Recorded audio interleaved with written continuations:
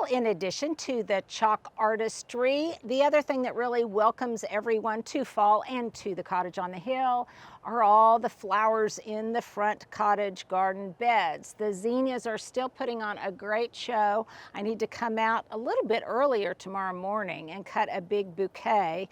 I'm starting the renovation, the deadheading, all of that, of all of the blooming perennials, the blooming annuals, and getting ready to really autumnalize, or as I like to call it, pumpkinize, because to me that's a verb. So tomorrow we're going to be at Brick's Garden Exchange on 40th and Classen. I'm going to be selecting my pumpkins and some other things. But I was there yesterday taking, well, let's just say I was getting a little early glimpse at what they had, what their offerings are. And I'm going to show you some of them that I brought inside. But let's start out by going in the front door where I have hung, I think, a really fun wreath. Some of you may recognize this wreath. I got it a couple of years ago from Terrain, and I just love it. It is metal. It's got a really rustic quality to it. I can tuck things into it from the garden, or I can just leave it like it is. And I love the fact that it almost perfectly fills the round window, and it looks especially striking from the street. So I guess maybe that might be another question I have for you guys. Are you wreath people or not wreath people? And I tend to not have one up in the spring and fall, or spring and summer, but in the fall I'm all about them. So Stuart, let's go inside and see a few more fall decor touches. So just follow me on in. And you can see that there's a few touches of September blue in the throws that I have out in, in some candles, different things like that. But probably the most strikingly fall thing are these white pumpkins. And I'm so curious to know if, boy, I've got a lot of questions today, if you guys tend to fall into what has become recently very popular of the white pumpkin rage, or are you more traditional and you like the real bright, vibrant oranges, all of the warty pumpkins? We'll see all of them tomorrow, the fairy tales.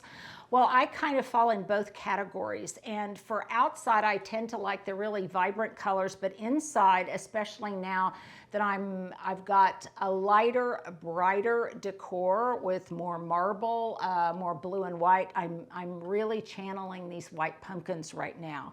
So I just got an assemblage of different ones that I gave just a hint. I didn't coat them completely, but just a hint, just a whisper of clear gloss enamel on them to give them a little bit of sheen and capture the light and the candlelight when I have candles lit here on the island.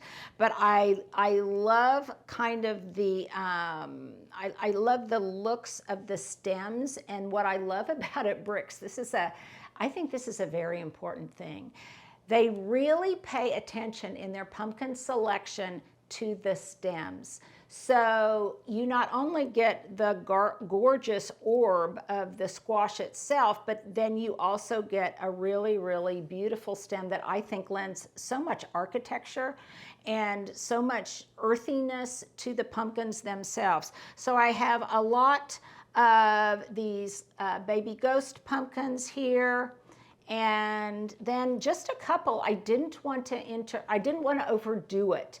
In the past, I think my maximalist self would have wanted to stick all sorts of greenery and things like that in between the different gourds, the different pumpkins. But in this case, I really wanted the more minimalist vibe, the more minimalist drama of just these white pumpkins on these white horchow cake stands. Many, many years ago, my second mom gifted me a whole set of these. I think they've got like 5 different components. And it's a really fun way to elevate something that's ordinary and that's not necessarily edible, but just something that is decorative. And they really, I think, in their own way, speak to fall. So I love this kind of look.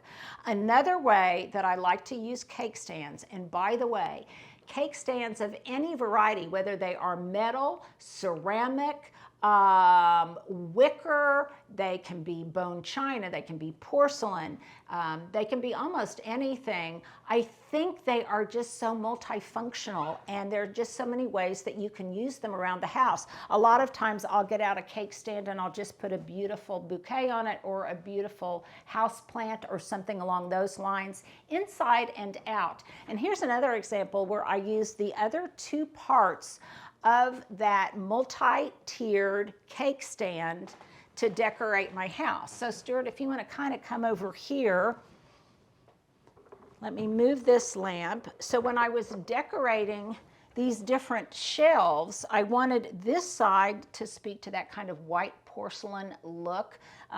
It's my white wall of china, kind of.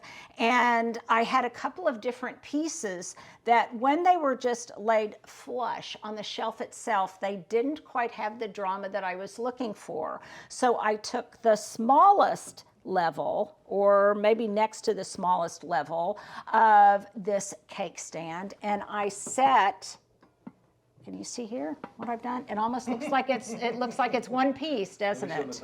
Yeah. So that is just another level of that cake stand, but it raises this porcelain platter and cover. It raises it up and gives it the height and kind of the dimension that I really like.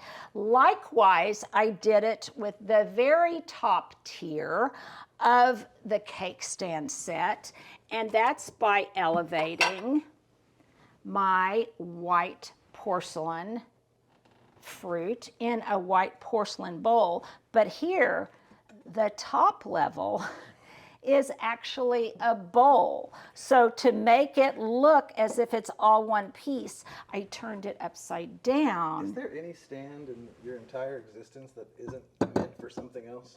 Nothing, because that's the beauty of cake stands, and that's why I always look for them at thrift stores. So on our next thrift store outing, it's definitely going to be on my list, because this looks great, I think, because it looks so homogeneous, and the white stands really speak to the white accessories that are sitting on top of them. I wouldn't get the same effect if this were wood or it were metal. It might be appropriate, but it may not be the effect that I was going for. So there's kind of like a little decorative tip, is think outside the box with your various cake stands. There are just so many things that you can do with them. I think that they're one of those kind of decor items that tend to look better when grouped in multiples.